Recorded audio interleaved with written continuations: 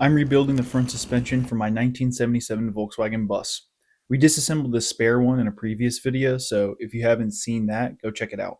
But today, we're going to prep this one for paint. My wife Lily managed to scrape away most of the caked on grease, which gave us a huge head start.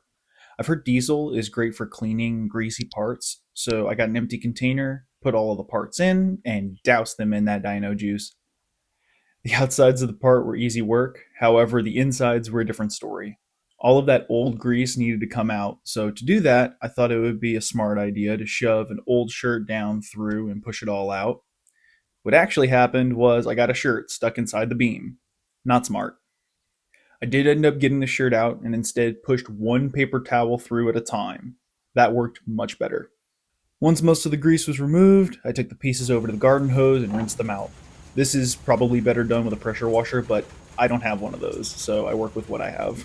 Then, just to make sure all the grease and water was out, I sprayed out the parts with some brake cleaner. I've always wanted to do this. There we go. Once all the parts were dry, I finally got to take my sandblaster for a test drive. I did have a hard time seeing my parts after a little because of the dust kicking up, so I got the cheapest shop vac at Home Depot and it worked well enough. The main beam was cleaned up partially by my buddy Joe and his girl Lainey. Y'all give them some love in the comments because they're really rad friends for helping me out.